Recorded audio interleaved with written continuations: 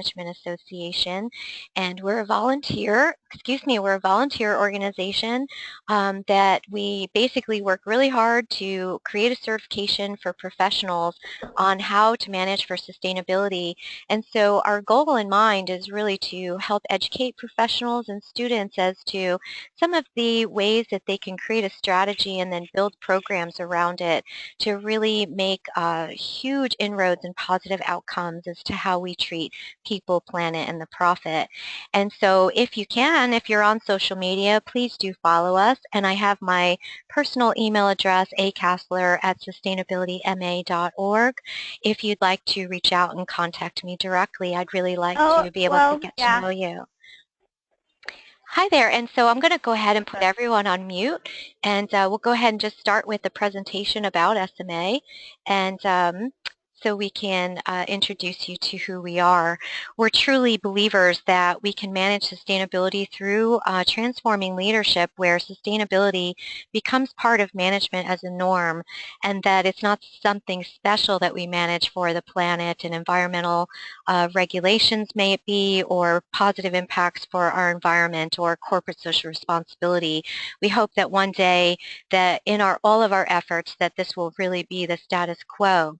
And so our organization created a certification and a study guide to really think about the widespread KSAs that are utilized cross-sector and cross-industry in the sustainability management profession to be able to help people learn how to do that and how to do that professionally. And so our membership, this is actually how we fund our organization to be able to provide opportunities such as this, like free webinars, is really open to anyone that's interested in sustainability management. And we have experts in the field from so many different areas, from energy, waste, water, pollution, social responsibility, you name it. So we're really proud of our membership. We're represented in 32 states and 11 different countries overseas. And one of our flagship services that we offer is the certification. There's the higher tier for a certified professional who has at least 2 years experience in managing sustainability. And then we have a lower tier for those who are learning called the certified associate.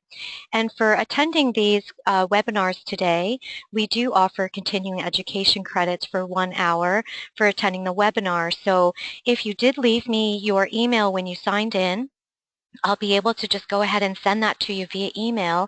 Otherwise, if you did not and you would like a CEU credit, please do email me at akassler@sustainabilityma.org, and I'll be happy to send you your CEU credit. And so again, these are our 2 tiers of accreditation, and we hope that you might be able to think about getting certified or certifying those employees within your organization that you know would benefit by learning some of these KSAs and what is strategic management and how to develop the language of sustainability within your organization with popular frameworks such as closed-loop management or zero waste, or being able to really look at triple bottom line, and then how to go forward with those frameworks to create procedural aspects and process and programs around those to be able to create really strong target goals for your organization. So please do check us out. Again, here's my email and our website, and we'd be really honored to be represented by you and your organization. We do have a really great study guide that was designed for industry professionals by industry professionals from academia, from corporate America, all the way to a small, tiny little restaurant and many, many nonprofits. The study guide goes over third-party certifications that are widely recognized and used, and we hope that this might be a great tool for your organization to be able to help people to learn about sustainability, because we truly believe that sustainability management is about innovation and creating products and services for tomorrow. This is just a slide of who are our volunteer board of directors, and we're very proud of all of the efforts they bring to the association and all of the ways that they're managing sustainability in their fields as well. So I hope that you'll join us because we truly believe that we can transform the way we lead our organizations and that tomorrow is much greater than today. And our next webinar is posted for November 16th, tentatively at 9 o'clock Pacific time, hosted by Sierra Nevada Brewing Company on the topic of product development and closed-loop systems. And so if you would tentatively mark your schedule, we'll be sending out announcements for that next webinar on November 16th. And I'm very, very proud to introduce you today to Lindsay Scher. She's the Sustainability Services Associate with Waste Management.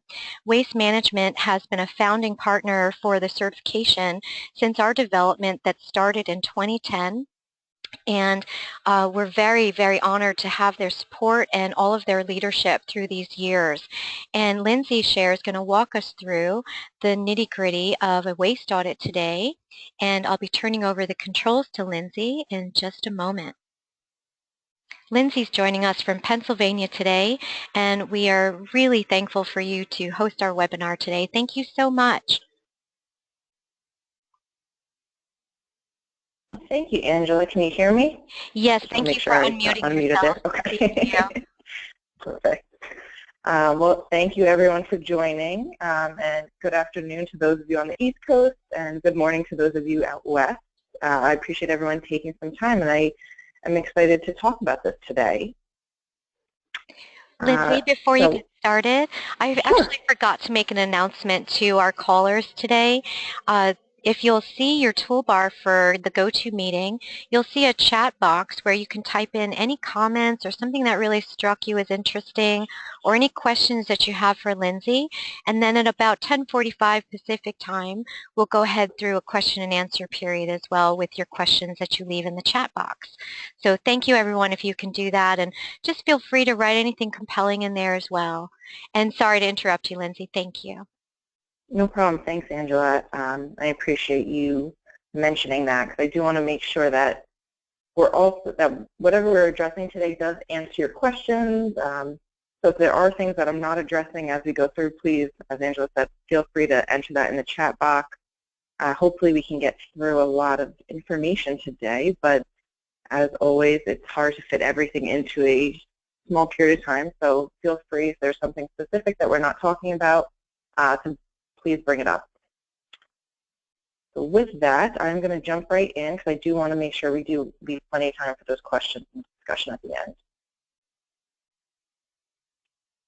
So some learning objectives for today. I will begin by discussing how to evaluate your waste program. So this is a little more of a research exercise, but it's often an important first step that is overlooked.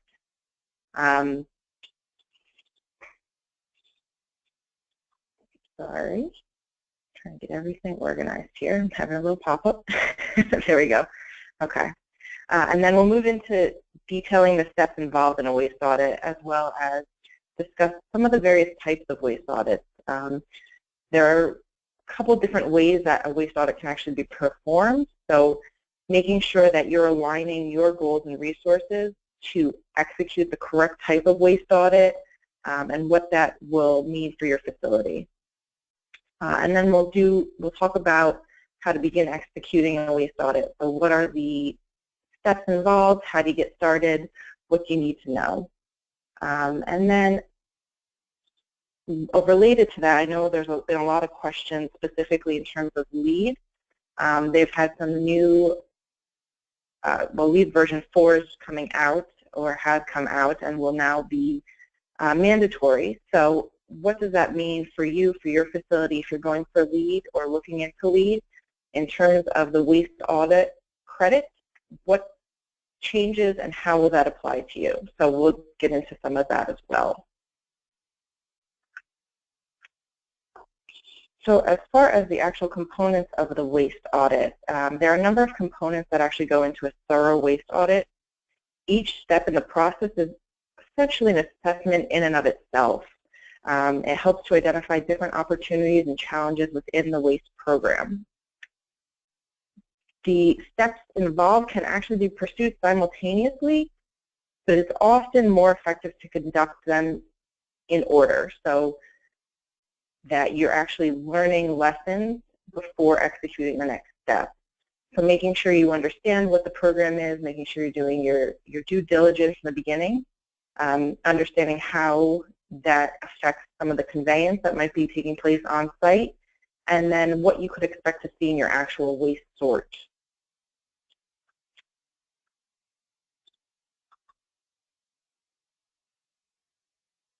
So when my team does an audit, we like to understand the programs that are already in place. So for us, the first step is really going in and understanding what waste programs are on site. We like to collect as much background information as possible, make sure we have the broad picture, and then come back in as a second step and do an audit internally within the facility. We like to answer the who, the what, the where, the when, the why, the how, you know, of the material. So from the time it comes into the building, we like to follow it all the way through to the dumpster. That way we can see when things are getting jammed up, maybe, and understand who's touching it and what some of the challenges could be along the way. And then the last step usually would be the traditional waste audit. So typically when we talk about a waste audit, it's often a sort and weigh, but there are a couple other opportunities for waste audits or alternatives to the traditional sort and weigh that may be more applicable to a facility, or might be a good alternative if space or certain constrictions are in place that prevent the full sort and weigh waste audit.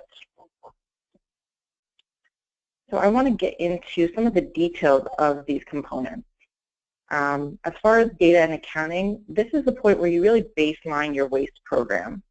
The goal is to understand what waste services are in place, who provides those services, and how or if they are tracked.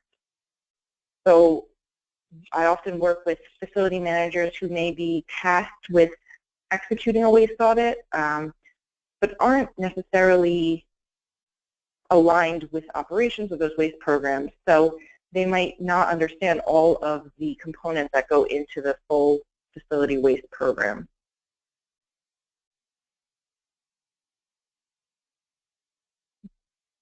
There are a variety of waste streams that could potentially be captured at a facility, and the facility manager may not know of every single waste stream, or at least maybe doesn't know of the details of those waste streams. So being able to actually get a complete list of the waste streams that are being collected on site is important. In some cases, the confidential documents or the shred material that is being collected on site could actually be the largest stream. So this is common in office buildings, that the confidential documents are actually the largest waste stream that are leaving the facility.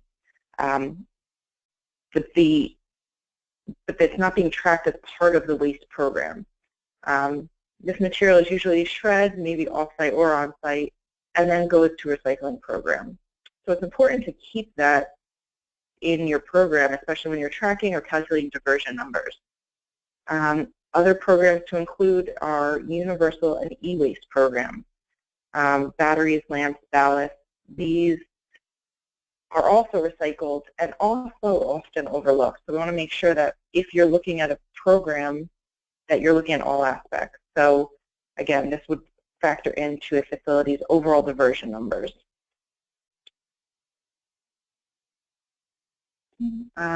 Further programs might include pallet reuse or donation programs. Again, depending on the facility's specific goals, those could be important in actually calculating and determining the overall waste program. Along with identifying these waste streams, important to kind of get the resources under your belt. So who are the contract administrators? Who are your waste service providers, and who are the contacts there? As well as who is in charge of purchasing.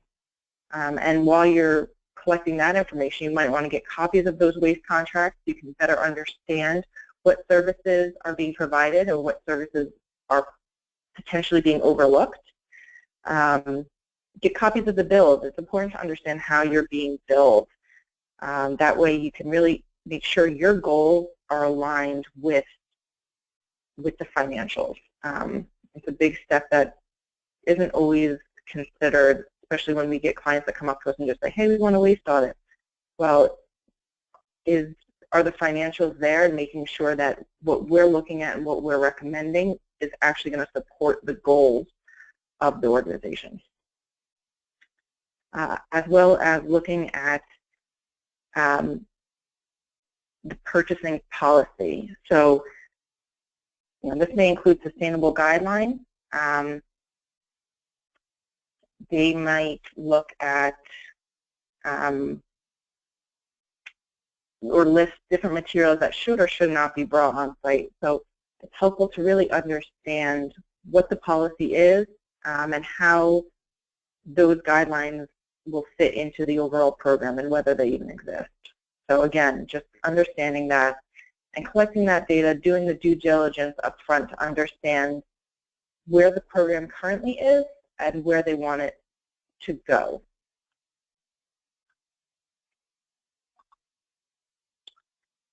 So as far as the data and accounting goes, there are some advantages and some challenges with that piece. So the good thing is it's minimal execution, minimal resources. It's mostly a computer-based exercise, but it does help to identify those missing pieces. So for someone who's maybe new to a facility or even new to the waste industry or to waste management practices, you might be able to fill in a lot of the pieces that were unknown to you. Some of the challenges are that you're actually getting a relatively superficial understanding of waste practices. So you're doing the accounting side in terms of understanding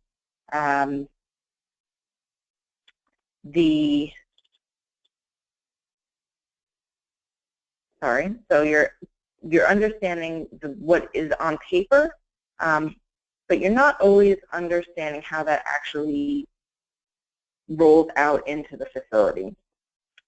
And so this first part, like I said, is really just a paper, computer-based exercise, just to baseline you to understand what is currently in place. But then the next part, the conveyance study, is really where you actually look at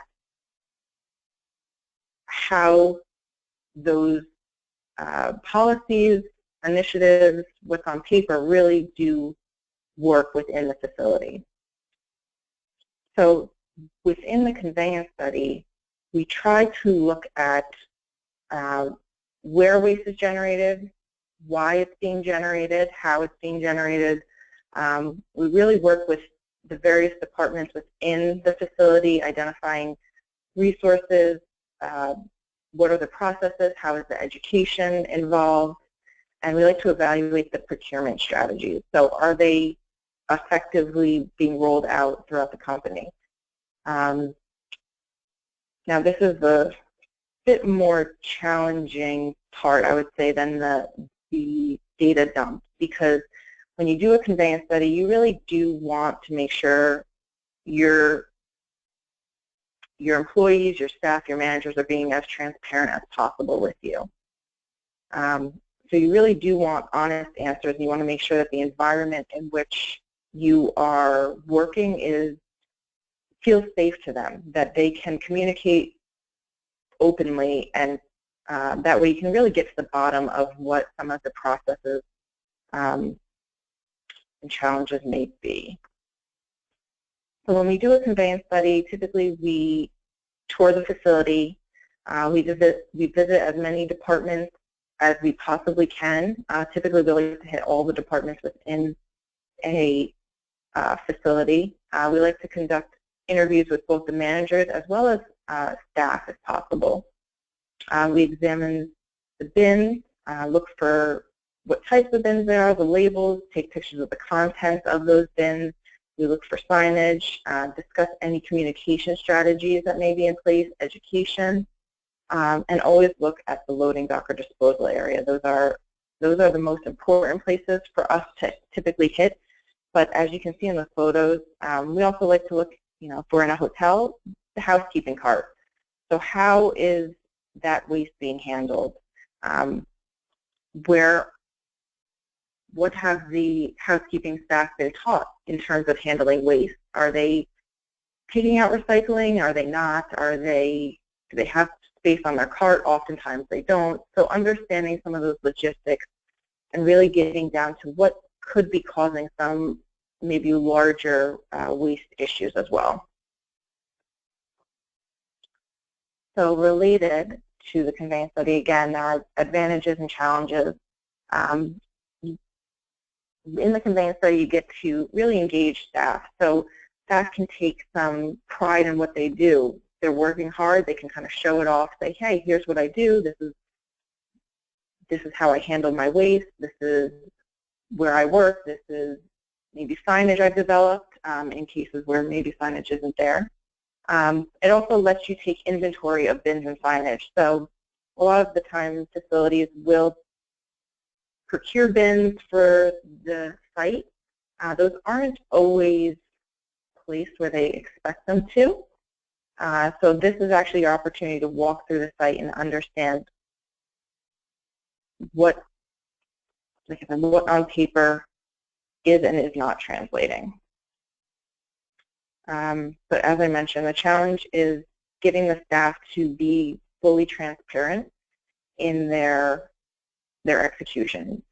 Sometimes people tend to think you're maybe on a witch hunt, that you're trying to find problems or scapegoats for certain challenges. But really, you want to be transparent and let them know that at the end of the day, we're looking to make the program better, and we need to understand how that translates into your position. So making your position more robust potentially, or even in some cases easier. So making sure that they're aware of those programs.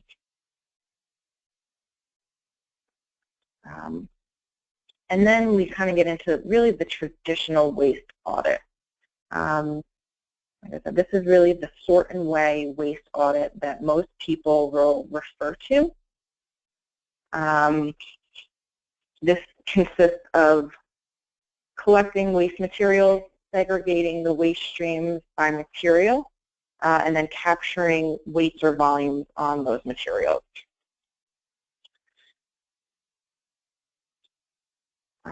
Through this initiative, you're able to identify potential reduction strategies, reuse, recycling, composting, or other organic diversion strategies. So it really is a useful tool, but like I said, it really comes at the end of doing both the baselining and the conveyance. Because once you have those two pieces in place, you'll really be able to get the full picture by diving deeply into those waste streams. When we execute a waste audit, we start by identifying our waste audit team. So who's going to be there? Do we need a large team? Do we need a small team? Understanding the waste streams and baselining your facility's waste streams helps to identify what size team you need or what level of workers you might need as well. The second step would be establishing a time interval for the waste audit. So are we looking at a lead style audit, or are we looking at just a deep dive for your own informational purposes? So those might be the same, but they might be different. So for lead, they want typical operations. For an office building, that often means a 24-hour assessment. But for other situations, maybe a conference center, we might need to look at several days worth of waste. So establishing that time interval is really important in understanding how the next steps will work out. The third step is to actually identify the waste streams that you want to include and how you're going to include them. So if you're doing a lot of tracking on the front end for maybe shred or universal waste, you might be able to extrapolate that data into your waste audit, because those are pretty specific streams that you're not going to have a lot of contamination with. However, there's going to be streams that you want to physically collect and sort. So that will probably be the bulk or the most time-consuming piece for most waste audits is that physical collection and sorting. The fourth piece is to determine the appropriate waste categories. And often you want to align these with the waste streams that you're collecting on site. So if you do have shred, you want to make sure that your paper, any potentially classified documents are being separated out, light bulbs, e-waste, things of that nature. So determining those waste categories, as well as the specific categories that maybe fall within a program. So for LEAD, they like to see your top 5 waste streams. So usually that's plastic, paper, metal, glass, your traditional single stream recycling. Step 5 would be securing your audit location. Oftentimes we like to do these audits on site. They tend to be a little easier, but that's not always feasible. Based on the volume of waste that we'll be looking at, we may have to identify an audit location that's off-site. That could be in a different part of the facility's property, or even at in my case, at a waste management facility, or sometimes a third-party facility. So we'll have to execute those relationships to make sure that we can secure an audit location that's going to be safe, that's going to have room to accommodate what we need, and be able to work within the time frame that we have. The next piece, which is probably one of the most important pieces, is safety. At WM, we have a very high safety standard, so we like to make sure that everyone who's working on a site has their vaccinations, that all the documents are in place before we even get to a site. And then what I have listed here are actually probably the minimum safety requirements that you would need when performing a waste audit. Work boots, gloves, glasses, Tyvek, first aid, water, all important pieces to bring with you when you're conducting a waste audit. However, there's also plenty of other materials that you might need. You may need to have brooms or shovels. Those can help with materials such as glass that may be broken, that way you're not handling sharp objects. This is one of the places that we often have a lot of issues, especially getting workers to come out, volunteers.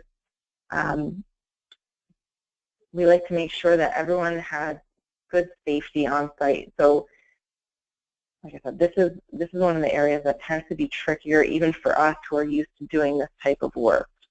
So feel free to ask questions or let us know if we can, be of assistance with this. Additional supplies, obviously, scale, any additional tools for cleanup. In some cases, you might actually need some heavy equipment to do the cleanup. Depending on how much waste you're planning to handle, it's always good to have that backup. Sometimes you think you know how much waste will be there, and then it could be 2 or 3 times that. So making sure you have the right materials, the right resources in place is definitely important.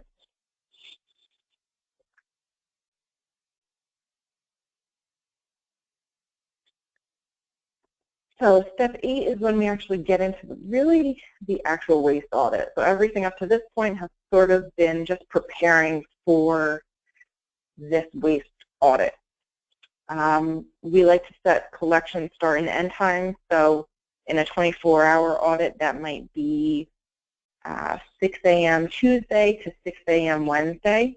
Typically, we like to align our start and end times with the operations, but also with the janitorial or environmental services staff who will be assisting.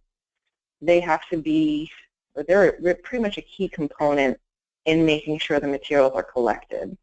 And if we can get them on, on board at the beginning of the day through their shift and through 24 hours, that is typically an ideal way for us to execute the collection process. Typically, we also like to put some sort of controls in place. These might be physical in terms of locking a compactor. There might also just be simply communication. If you're typically putting materials in toters or front-end load containers, you might just have to communicate thoroughly with the staff, put up signage reiterating, hey, this is for a waste audit. Let's, we're collecting this material in a different area, things of that nature. So that tends to be one of the areas where we can also lose a lot of momentum for a waste audit when you get to a site and realize that the janitorial staff was not informed properly and that there is no sample to actually sort. So it's really important to make sure that everyone there is on board. And then from there, it actually gets probably easier. So you'll actually sort the materials into predetermined categories. The photo on the right shows a typical setup that I would use at a waste audit. I like to have a waste audit table, bins for each material stream that I'm sorting into, and then as each of those bags fill up, we weigh the waste stream, record the data. Take photos of all materials as you go, especially non-conforming waste. That is a big one because often if there are processes in place for collecting waste, such as e-waste, people don't always believe that it actually ended up there. So it's really important to make sure that you're documenting the process all the way through.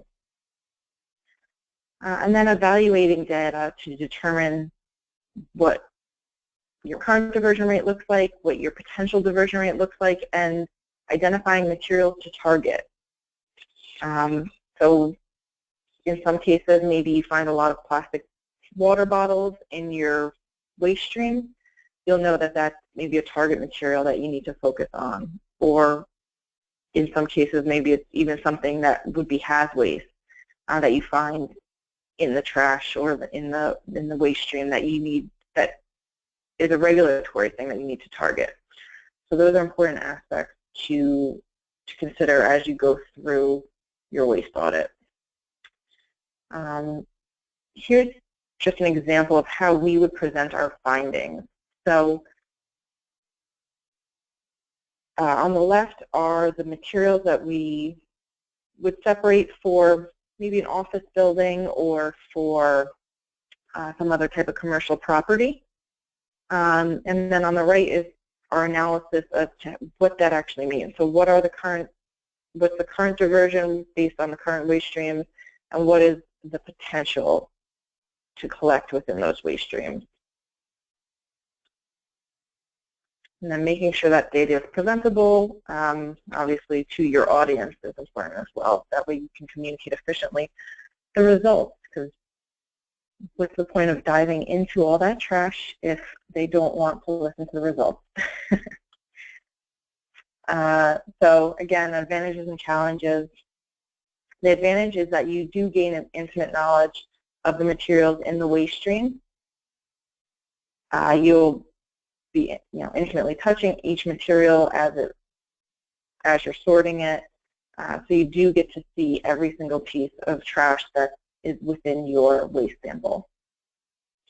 However, there are some challenges with this. Often resources are a big issue, so getting the right personnel, as we mentioned, making sure everyone has their safety documentation, vaccinations if necessary, and getting all that personnel, even just the time commitment from the personnel, can be an issue. Sometimes costs are an issue if you're looking at, depending on the personnel you're looking at utilizing, there could be a cost to their time, as well as cost if you're bringing in consultants. So those are things to consider, as well as the space issue, as I kind of alluded to earlier. This tends to be an issue that we come across often, is that there's a compactor, we put everything in the compactor, so if you're not compacting waste, it's going to be much, much bigger. So finding the space to not only collect that waste, but to set up a sort space for people to safely work. So again, those are some of the issues that we often come across. Again, even the sort and weigh waste audit is also a snapshot in time. So it's important to remember that you're really looking at a sample here. And it's important to keep that sample in mind within the bigger context. So looking at the data you collected earlier, as well as your conveyance study, and really relating all of it together to create a larger picture.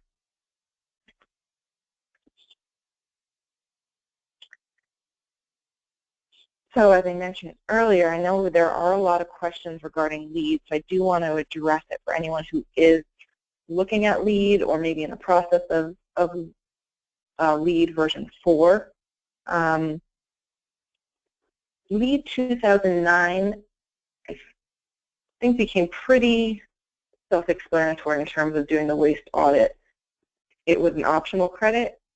You earned 1 credit for performing the audit. There was no standard that you needed to achieve. It was just a matter of actually conducting the audit during the performance period for that facility. It's gotten a little more complicated since then. LEAD version 4, it is now part of the prerequisite under ongoing purchasing and waste policy. So you will not find it as a credit. This is now part of the mandatory prerequisites that will be required just to apply for LEAD. And when you actually get into the nitty-gritty of that prerequisite, there's actually 2 options.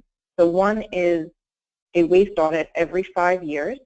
So this would be the typical waste audit that you would have done under Credit 6 in version 2009, or maintaining 75% diversion for ongoing waste. So basically, you would have to achieve the credit for solid waste management. That's a separate credit, and I don't have the credit number on here. That's something I can look up if anyone's curious. But through that credit, you basically have to prove that your facility is maintaining 75% diversion rate of their ongoing waste in order to get out of doing the waste audit every 5 years. And like I said, there may be some additional questions related to that, so please let me know if there are, and I'll do my best to answer them. This is something we're still working through ourselves because it's just going into effect on all levels now. So I want to make sure that if there are questions that we're getting answers to that, or that we can follow up. So I also mentioned earlier that there are some alternative waste audits that could be done instead of a full sort and weigh. One of those would be a sample waste audit, where you would actually take a representative sample of a larger sample and do a sort and weigh of that. It's important to make sure that the sample that you're taking is statistically relevant. Typically, we use ASTM sampling methodology to make sure we are meeting that statistically relevant standard. So potentially for this type of audit, you may have a smaller team, since in some cases you will be doing a smaller sample of a larger sample. And along with that, there may be reduced costs. However, again, this is a snapshot of a larger waste program. And because you're taking a sample, there is potential for some bias. So we'll talk about how to try to minimize that, but it's something to remember as you decide what type of waste audit you want. The other is the visual waste audit. So this would be assessing a full sample, maybe a compactor load or a larger sampling of waste, and we would be looking at the volume percentages of waste materials within that waste stream. So again, there's some pros and cons to this. Usually there's little to no staff involvement since it's just a visual, taking a lot of photos, maybe making notes, and then doing percentage estimations. And you also, like I said, get to look at a larger sample of waste. Cons, this is a pretty high-level analysis, so you won't get the same level of detail as you will in sort and weigh. You're not going to be handling each material and sorting it into the specific categories. Again, because you're only looking at one sample, it's important to remember that this is a snapshot. However, it's typically easier to perform a visual waste assessment, so it's something that can be a little more ongoing. And then in terms of actually executing a sample waste audit, so again, you'll have to coordinate material collection as you would with a traditional sort and weigh. Here you would have to determine the number of samples necessary to make this audit statistically relevant. Typically, we end up with 200 to 300 pound samples, and we'll refer to the ASTM standards in determining how many samples we need to collect. Now, in order to avoid the bias that I mentioned, you want to make sure to really mix the sample load.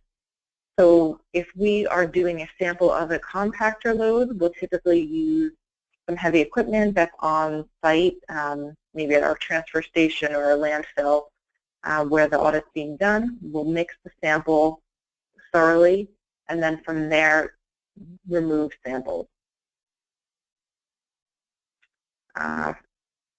Then once we have our actual samples for the audit, we will be able to then sort and weigh into perhaps the same categories that we had identified for the traditional waste audit.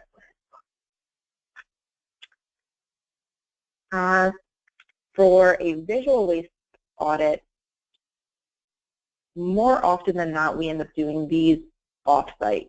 So if this is something that will satisfy the need for a waste audit for your facility, what you may want to do is contact your waste service provider for assistance.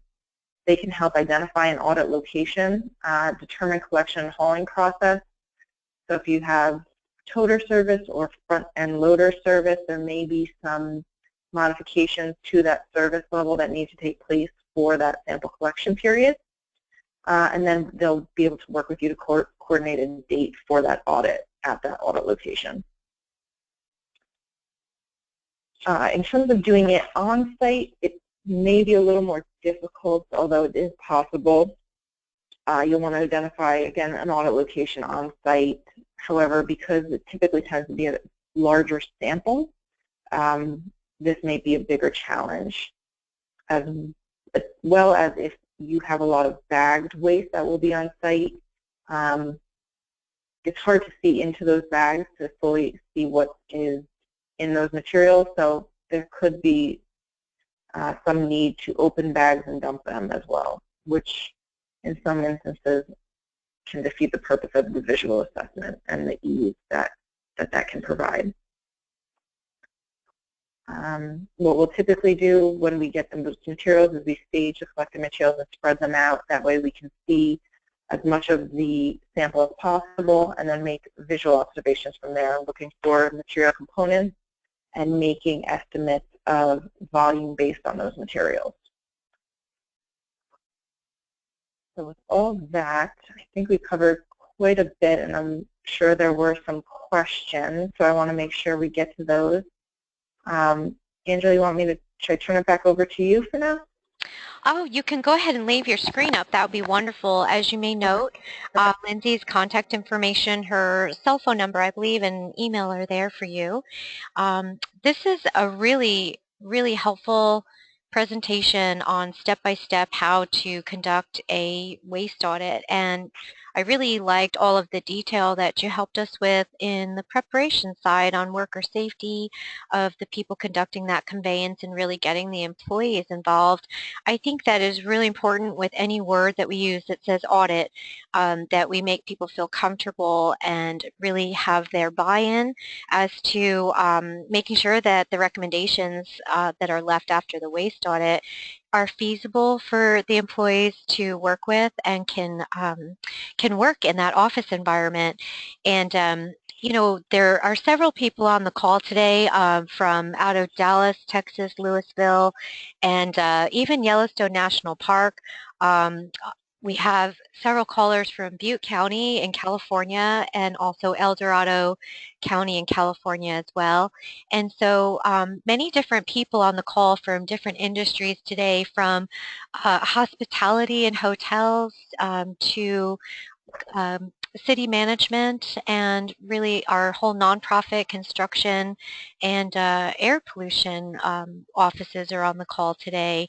So are there any callers on the phone that have actually conducted waste audits? We'd really like you to be able to unmute yourselves and, you know, feel free to discuss what's worked for you and what challenges you still may be facing. You know, in particular for me, I know that waste audits, especially with food waste when it comes from concessions, is just the messiest thing that you can go through. And but really being able to structure the metrics where you have waste streams that are separated, and that's in particular what I really like to hear from the callers today is, you know, what challenges you're having in separating the waste streams, and are you having trouble being able to divert them to other suppliers or a recycling facility or what it might be. So your thoughts are much appreciated in this discussion now.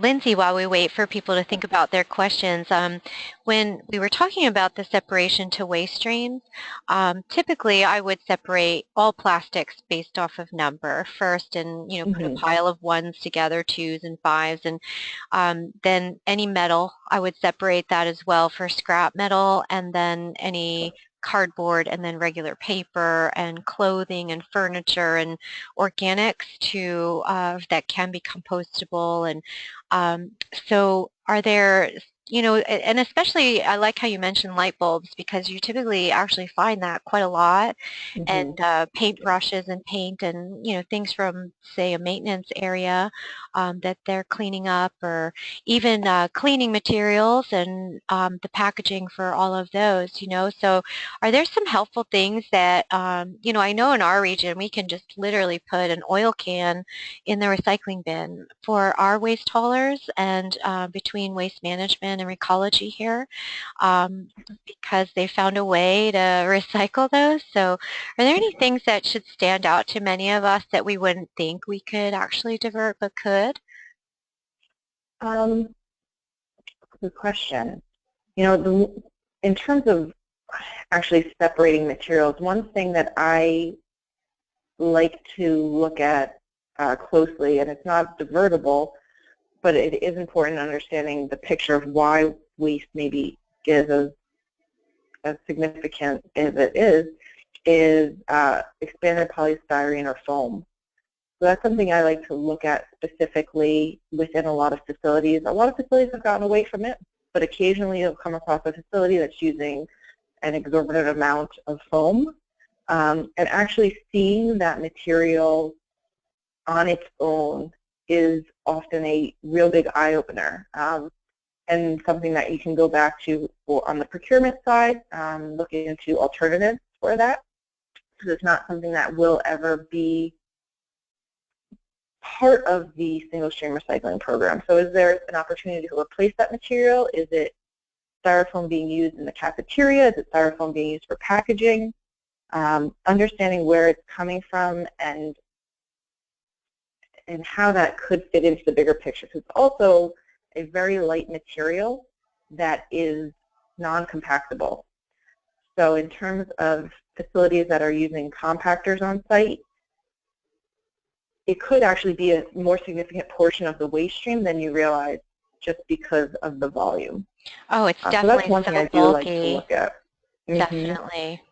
And I really like how you covered to really look at your procurement strategies, to really look at what we're bringing into the organization and, what we see going out of the organization. And it could simply be that, it is just packaging material that, you could talk to a supplier to change that, or to package our own materials going out of the office with, some kind of waste material that's just great, just as good for packaging. And so being able to really I like engaging employees to say, what can we do with this, instead of putting it in the landfill, and really having those creative ways come up as to how they could reuse a different type of material, especially like styrofoam. And I think people often get confused, even when we bring in labor to assist on these audits. A lot of foam has a number 6 on it. So they'll think it is part of the recycling program, when in reality it is not. As far as I understand, I don't think there's anywhere in the country that will take foam as part of their program. So it's something to consider when you're doing your waste audits, as well as anything that you see a significant amount of. For example, when we go into commercial properties or office buildings, typically we'll find a lot of single-serve coffee packs.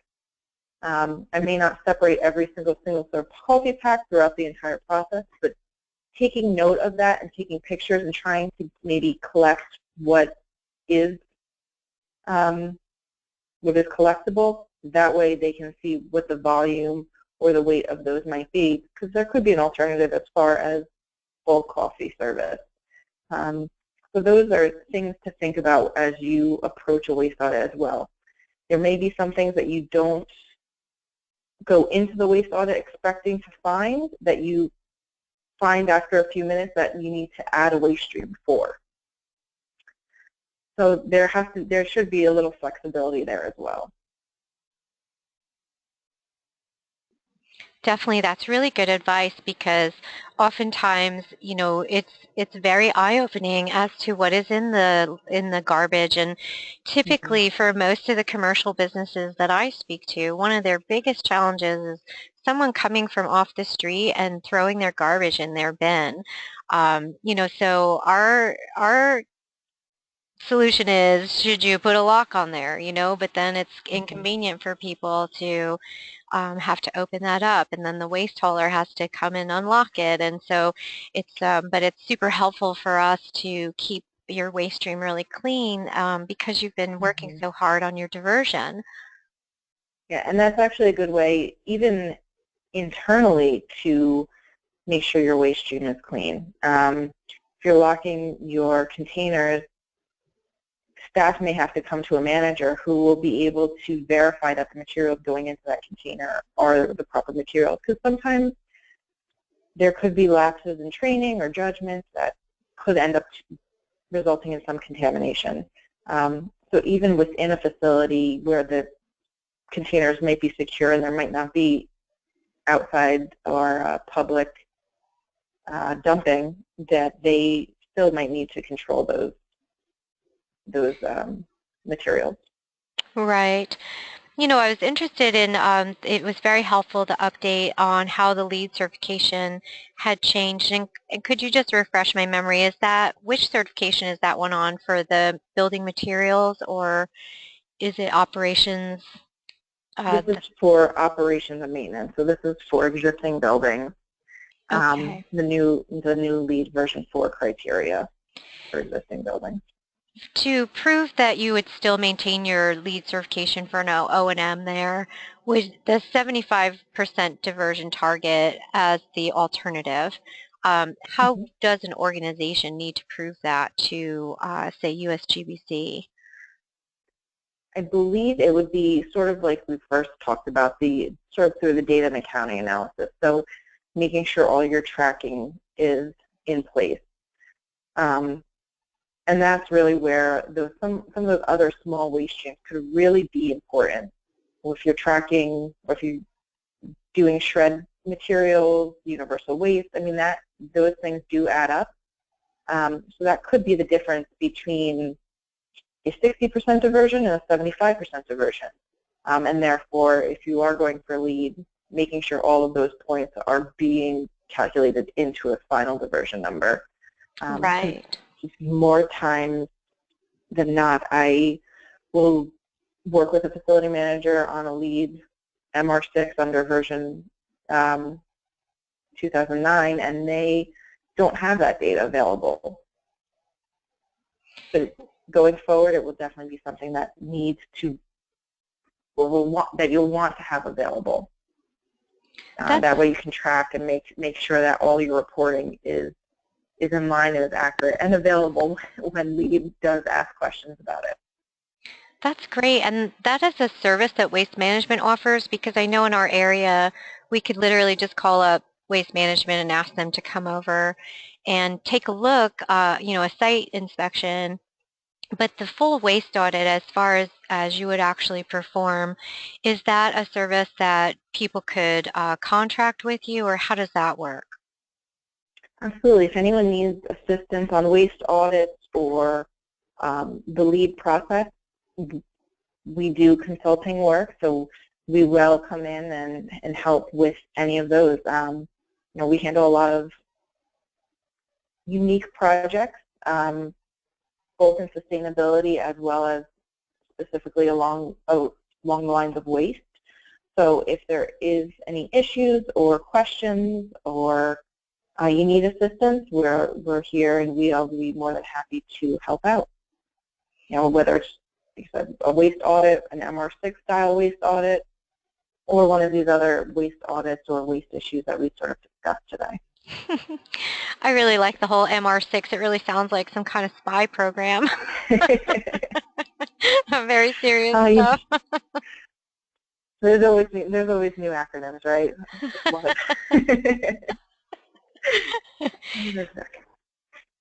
Well, I thank you so much, and just to let some of our callers know, you bring me back to a property manager that we were helping with a waste audit, and they compacted their trash, and that alone, and just changing the frequency of their pickup and having the residents learn about recycling and actually getting them to do it over time, it's a $1.2 million savings for that one property.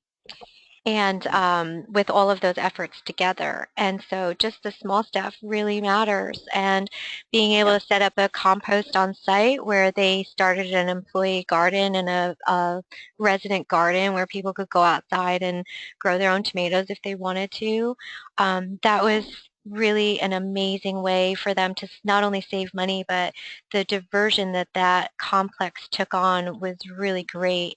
There's a great comment left here for you, Lindsay. Let's see, from Cameron Walker.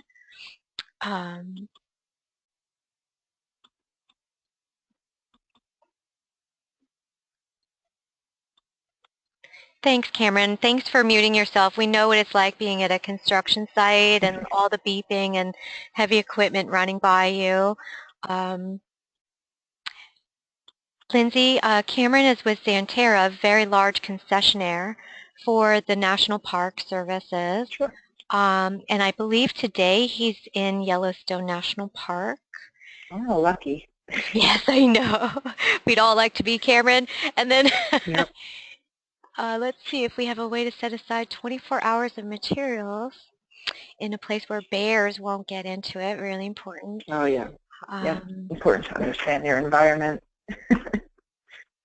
We walk through this space to see bins, labeling, and visuals.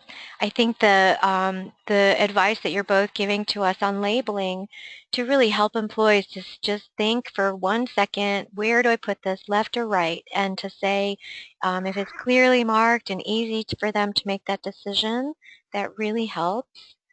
And most people don't mind once they get used to it and what they know they can recycle and what they should not.